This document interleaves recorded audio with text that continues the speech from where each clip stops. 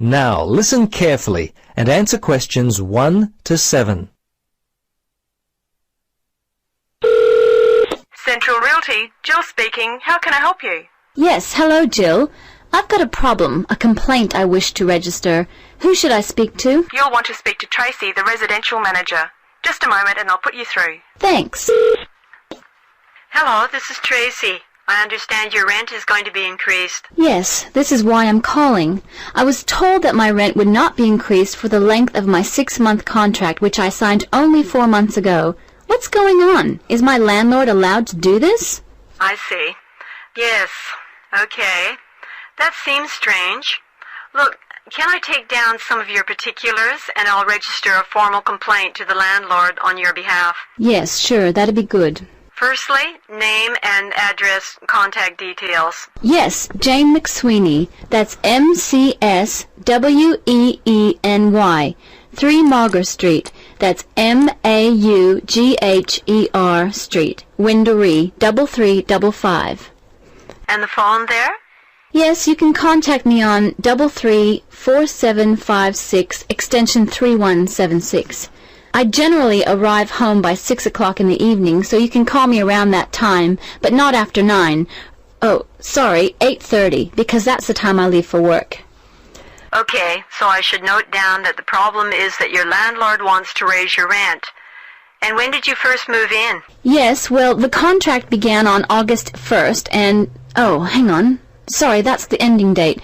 We actually moved in on February the 1st.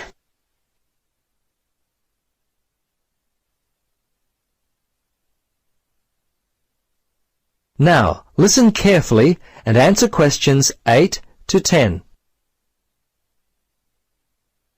Okay, good. Now, if need be, you will have to send a letter to the Rental Tenancy Board. But as I said, first let us approach your landlord on your behalf and see if we can work out the problem before it gets to that situation. I'd be very surprised if you have to send a letter. 95% of these kinds of problems get solved early on. Okay. Now, if you have any problems you need to discuss, feel free to come in and talk with the general manager. In the meantime, if you would just wait until we receive an answer from your landlord, we'll be able to then plan our next step. Is there anything else I could be doing? Well, you could write a letter to the RTB listing all the events as they happened from your point of view. But as I say, hold on to it. Don't send it unless we have to. Well, that's about it for now. Thanks for your call. I'm sure we can sort this out. Thanks very much for your help. I hope we can sort it out too. Bye for now. Yes, bye. You will hear a speech given to new employees at a museum. You have 30 seconds to look at questions 11 to 13.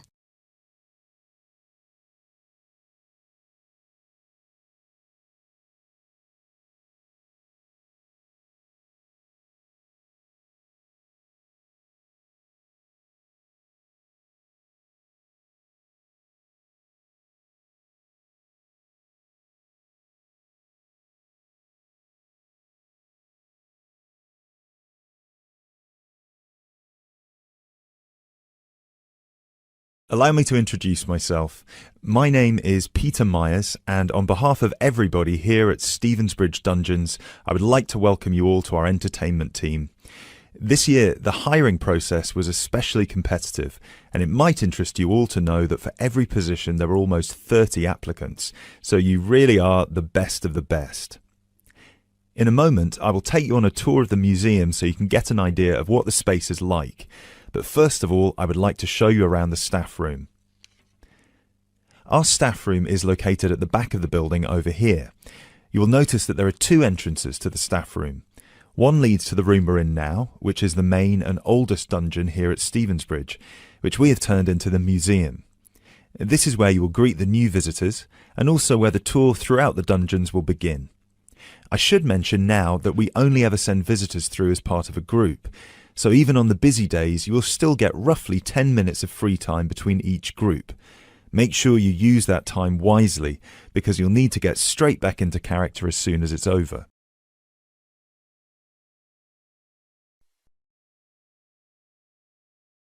Right, follow me and I'll show you the layout of the museum. From the museum, we can pass through this door near the interactive display into the staff room. From here you can see the steps at the far side in the opposite corner that lead outside into Berwick Street. When you arrive for a shift, it will be much easier for you all to come in the Berwick Street entrance directly down the steps to the staff room. If you come in through the main visitor entrance, it will take you longer to get past security. As you can all see, there are lockers on your right-hand side. They should be big enough for you to put your bags and coats in. You'll get given keys later that work with any of the lockers in here. Over on the other side, past the lockers, is our most exciting area. This is where our wardrobe and makeup will take place. Every shift, you will be transformed from normal people into grotesque medieval prisoners. If you're lucky, you get to be the jailer, but even they rarely bathed in those days. Of course, some of you might consider yourselves method actors, but please do try to shower before your shift. We don't want to give visitors an experience that's too authentic. Now, we do have a staff shower here if you really need it. It is located next to the staff toilets, which are unisex. I hope nobody has too much of a problem with that. Unfortunately, dungeons were not really designed with comfort in mind. You can find the bathroom at the other end of the room from the makeup area. There is also another toilet for the public, concealed just to the right of the door into this room. Let's move back into the museum. We have 3 main sections down here. The first one you pass into when you leave the staff room is the museum. This is where all the useful information can be found, such as dates, number of prisoners, and the kinds of torture that were used. I know it's a lot of information to take in on your first day, but try to learn as much of it as you can. Even though you'll mostly be in character, visitors might want to ask you some questions, and it would be great if you could tell them more about the dungeons. I think it would be more interesting if visitors could learn directly from you rather than having to read about it. As you can see, on the left we have an interactive display for children, and on the right we have a photo booth. This was the original dungeon, first built in 1435. Now, let's pass through into the main dungeon that was added during the Tudor period in around 1570. You might be able to feel that the air is a lot damper and cooler here.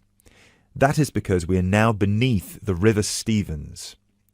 This is primarily the room in which most of you will be working. This is where many high-profile religious figures were held, sometimes for years on end. Depending on the roles you'll be playing, you can either be chained up, free to roam, or, if you're a jailer, wandering between prisoners to keep an eye on them.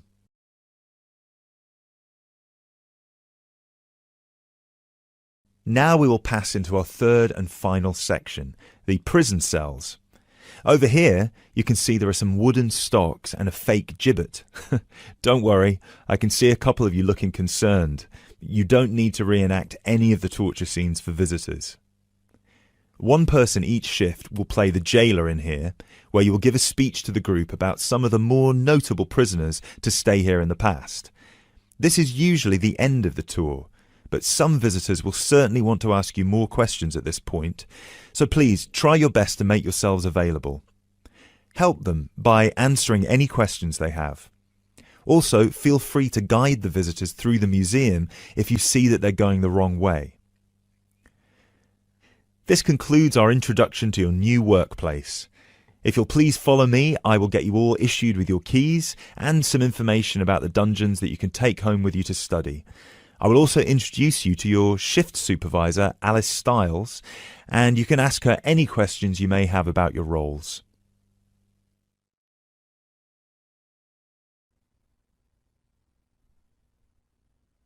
As you listen to the first part of the conversation, answer questions 21 to 24. Hello. I was wondering if you could give me some information about using the archives? I'd be happy to. Are you a resident of the city? Actually, I live just outside the city, but I study at the university downtown. That's fine. All you need to do is show your university identification card, and you can use the archives at no charge, as long as your ID card is current, of course. Yes, it's valid. So I don't have to pay anything? No, city residents pay an annual fee, but students can use the archives for free. Everyone else needs to get special permission from the director, but that doesn't apply to you, of course. Oh, good. I was also wondering about the schedule. I have classes every day, Monday through Friday, and I also have a part-time job, so I could really only use the archives on weekends. That's not a problem at all. We're open all weekend. Actually, the only day we're closed is Monday, so you can come any day, Tuesday through Sunday. Are you open in the evenings? Yes, we're open from 9:30 in the morning until 8:30 in the evening. That will fit my schedule well.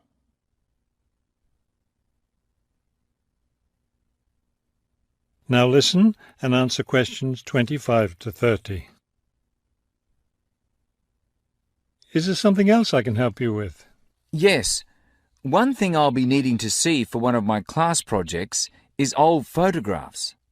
Do you have photographs of the city in the 19th century that I could look at? Yes, we store all the photographs in the basement. Those stairs over there will take you down to the photography collection. Just tell the librarian there what you're interested in, and he'll help you. Those would be 19th century photographs? Yes, the entire collection is there. Now, if you're interested in seeing documents from the 19th century, those are right here on the ground floor. I would like to see some of those documents.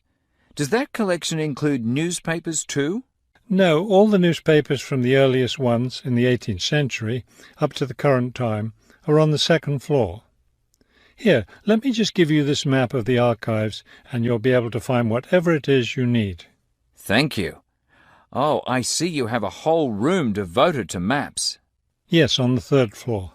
That's great, because one thing I need to do is look at how the city has developed over time. I'm sure you'll find a lot of helpful information there. Of course, some of the maps are several centuries old, so generally visitors are only allowed to see photographic reproductions of them. That shouldn't be a problem. What's this on the fourth floor? Ogden's Woolen Mill. As I'm sure you know, Ogden's Woolen Mill was the major entity responsible for the growth of this city in the 19th century.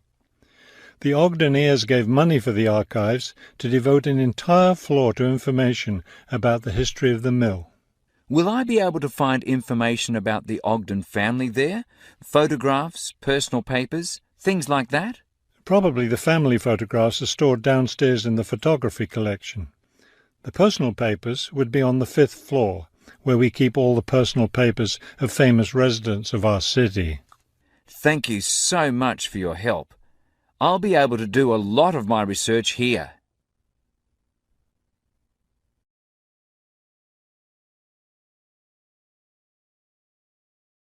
Now listen carefully and answer questions 31 to 40.